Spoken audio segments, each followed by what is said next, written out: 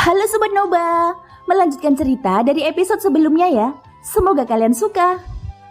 Tubuh Xiaoyan terbanting ke tanah, menciptakan sebuah lubang besar dengan asap dan debu yang menyebar kemana-mana. Bentuk tubuhnya sudah seperti daging cincang. Wanji bahkan tidak perlu menoleh untuk memastikan kematiannya. Setelah melakukan ini, Wanji melihat ke arah Cimi lagi. Ada kemarahan di matanya saat berkata, "Sebaiknya kau memberiku penjelasan yang masuk akal, mengapa mengkhianatiku?" Ucap Wanji menatap Cimi dengan mata dingin. Mata yang terakhir tampak acuh tak acuh. "Kamu dan aku sama-sama klon.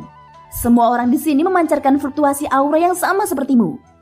Kamu menjadikan mereka sebagai tiruanmu. Ini membuatku berpikir bahwa kamu berambisi menjadi tubuh dewa yang sebenarnya. Sekarang aku juga berada di sini.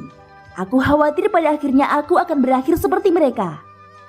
Siapa yang tahu bahwa kamu akan menghapus kehendak jiwaku dan membuatku berada di bawah kendalimu. Jadi jangan salahkan aku karena melawanmu. Juga, kamu sudah terlalu jauh menipu dirimu sendiri," ucap Cimi.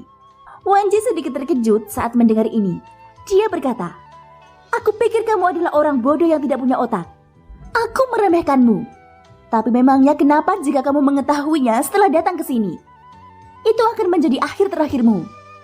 Meskipun aku bukan tubuh dewa yang sebenarnya, setelah bertahun-tahun yang tak terhitung jumlahnya, tubuh dewa telah lama menghilang. Jadi akulah dewa yang asli. Adapun menipu diri sendiri, apa maksudmu?" Ucap Wanji berdiri dengan tangan di belakang punggungnya. Kepalanya terangkat tinggi dan berkata dengan mendominasi. Memang seperti yang dia katakan bahwa tubuh dewa sudah mati dan dia adalah orang yang sebenarnya. Namun Cimi mencibir saat mendengar ini. Dia berkata, "Hahaha, kamu idiot yang berbicara omong kosong. Tidak heran kamu terjebak dalam ilusi ini selamanya." Ucap Cimi hanya terkekeh.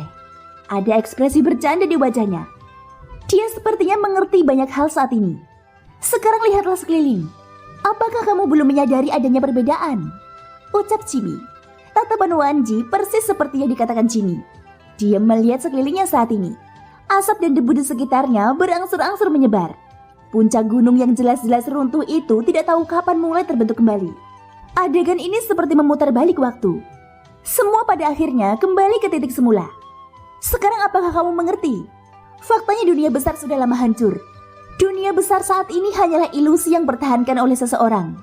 Sehingga semua yang ada di sini akan terbentuk kembali kecuali makhluk hidup asli.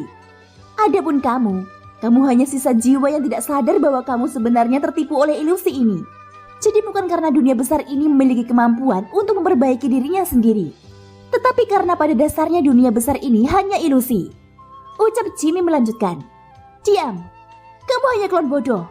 Omong kosong apa yang kamu bicarakan? Aku adalah nyata. Semua yang ada di sini nyata. Tidak ada yang hilang," ucap Wanji. Pembuluh darah di dahi Wanji berdenyut-denyut dan amarahnya terus meningkat. Cimi menggelengkan kepalanya. Hanya saja dia tidak menjelaskan terlalu banyak. Karena di sini kecuali waktu akan kembali ke titik awal lagi. Kenangan semua orang di sini akan terus berulang dan mereka bahkan tidak ingat. Terserah kamu percaya atau tidak. Aku sudah mengatakan apa yang harus dikatakan. Hanya saja aku tidak tahu apakah kematian di dalamnya nyata atau palsu. Juga, apa yang membuatku penasaran adalah keberadaan yang mampu mengatur semua ini. Gumam Cimi, matanya menunjukkan ekspresi berpikir. Di sisi lain Wanji yang sangat marah mengalihkan pandangannya melihat lubang besar di tanah. "Jika tempat ini ilusi, mengapa aku bisa membunuhnya?" Ucap Wanji. Setelah berbicara dia mengarahkan jarinya ke arah lubang Xiaoyan. Kekuatan tak kasat mata mengalir deras. Seluruh lubang tiba-tiba dipenuhi asap dan debu. Sepertinya semua kebencian dicurahkan pada Xiaoyan. "Sekarang lihatlah. Orang yang ingin kamu lindungi telah aku hancurkan sedemikian rupa, sehingga tidak ada satupun bagian tubuhnya yang tersisa. Kamu masih bilang ini palsu?" Ucap Wanji tertawa seperti orang gila. "Semua yang ada di dunia besar ini palsu. Jangan menipu dirimu sendiri. Kamu sudah lama mati. Dan klan Cimi juga sudah lama musnah. Kamu hanyalah sisa jiwa dari klan Cimi." Ucap Cimi menunjukkan ekspresi tak berdaya dan berkata sambil tersenyum masam, "Mustahil. Jangan membuat omong kosong di sini," teriak Wanji.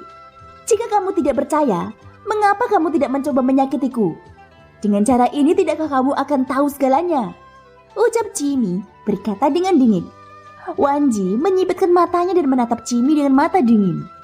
Saat ini dia masih merasa Cimi menipunya. Sementara Wanji ragu-ragu, Cimi berbicara lagi. "Kenapa? Apakah kamu takut mengetahui hasilnya?" ucap Cimi. Begitu pernyataan ini keluar, Wanji mengarahkan jarinya ke arah Cimi dari jauh. Jarinya mengontrol kekuatan. Kemudian sinar cahaya ditembakkan ke arah Cimi. Saat berikutnya sinar cahaya tersebut hanya menembus bahu Cimi. Lubang berdarah muncul di bahu Cimi. Pupil mata Wanji berangsur-angsur menyusut. Cimi masih bisa berdiri tegak. Ini jelas bukan hasil yang ingin dia lihat. Klan Cimi telah menghilang. Semua yang ada di sini hanya ilusi. Semuanya yang ada di sini hanya bertahan untuk jangka waktu tertentu. Kamu tidak lebih dari itu, ucap Cimi. Ekspresi kegilaan di mata Wanji perlahan-lahan semakin kuat. Dia menggelengkan kepalanya dengan liar. Tidak, itu tidak mungkin. Kamu pasti berbicara omong kosong. Kamu hanya takut aku mengendalikanmu. Itulah kenapa kamu mencoba menipuku. Sekarang aku akan membunuhmu dulu. Pengkhianat sepertimu memang harus mati, ucap Wanji sambil mengangkat tangannya dan mengarahkan jarinya ke Cimi. Membunuhku? Aku khawatir tidak akan semudah itu, ucap Cimi mengangkat sudut mulutnya dan tersenyum percaya diri. Sungguh?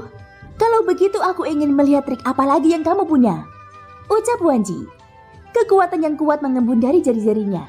Kekuatan yang mengandung aturan langit dan bumi membentuk satu jari besar. Dia ingin menggunakan jari ini untuk melenyapkan Cimi sepenuhnya. Ekspresi wajahnya sangat ganas. Dia mungkin mengetahui sesuatu saat ini.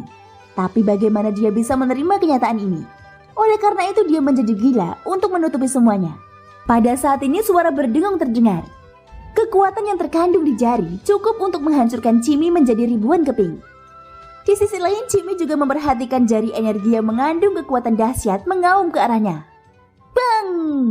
Tepat ketika jari energi sudah mendekati Cimi, tiba-tiba saja jari energi itu langsung meledak dan menghilang. Kamu sangat berbahaya. Aku hampir dihancurkan olehmu menjadi abu, ucap sebuah suara familiar. Terlihat sesosok muncul di depan Cimi. Sosok ini mengenakan satu set jubah hitam baru. Sosoknya yang ramping berdiri tegak. Rambut di belakang punggungnya berkibar tertiup angin. Wajahnya yang halus dan tampak seolah-olah tidak pernah mengalami pertempuran. Melihat sosok ini, sontak saja pupil mata Wanji menyusut tajam. Kamu, bagaimana bisa? Jelas sekali aku baru saja membunuhmu. Kenapa kamu muncul lagi? Ucap terkejut Wanji. Dan sosok yang muncul di hadapannya tak lain adalah Xiaoyan, yang menurut Wanji benar-benar terbunuh. Munculnya Xiaoyan dalam keadaan utuh semakin membuat Wanji sulit menerimanya. Jika sebelumnya Wanji masih bermain-main dalam pertarungannya, sekarang dia benar-benar ingin melenyapkan Xiaoyan sepenuhnya. Segera aura di tubuhnya meletus tanpa ditahan. Energi kekerasan dan dahsyat dicurahkan. Tangannya yang seperti cakar mencengkram ke arah Xiaoyan. Saat berikutnya cakar energi terbentuk dan melesat ke arah Xiaoyan. Kekuatan yang terkandung dari cakar ini sesuatu yang tidak dapat ditanggung oleh Xiaoyan sebelumnya. Namun pada saat ini Xiaoyan justru mengambil inisiatif maju bahkan sebelum cakar energi itu tiba. Mencari kematian, ucap Wanji. Menghadapi serangan Wanji, Xiaoyan tiba-tiba meninju.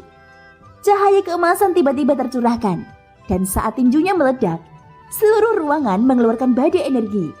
Badai yang menyapu langsung merobohkan semua bangunan termasuk gunung di sekitarnya. Kedua belah pihak bertabrakan lagi. Dan pada saat tabrakan ini, cakar energi Wanji langsung hancur. Aku minta maaf karena menyembunyikan kekuatanku. Sekarang aku tidak akan membiarkanmu merajalela lagi, ucap Xiaoyan, suaranya yang acuh tak acuh terdengar. Begitu suaranya jatuh, sosoknya melangkah keluar dengan telapak kakinya. Petir seperti sutra terpantul di mata Wanji. Sosok Xiaoyan tiba dalam sekejap mata. Lalu dia memukul perutnya tanpa penyimpangan. Bang! Seluruh tubuh Wanji tiba-tiba menerima kekuatan yang sangat besar dan membungkuk.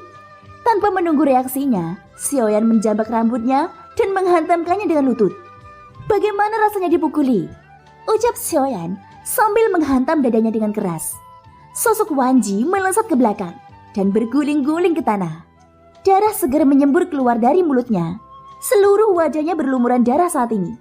Dia tidak tahu bagaimana Xiaoyan bisa memiliki kekuatan absolut untuk melawannya. Bahkan Cimi pun tercengang saat ini. Iblis ini benar-benar menyembunyikan kekuatannya. Untungnya aku membuat pilihan yang benar. Kalau tidak, aku akan ditangkap dan dipotong-potong oleh iblis ini. Sangat berbahaya. Sungguh sangat berbahaya, ucap Jimmy. Thank you guys, sudah mendengarkan ceritaku sampai akhir. Ikutin terus kelanjutannya ya. Semoga hari kalian menyenangkan. Sampai jumpa dan bye-bye.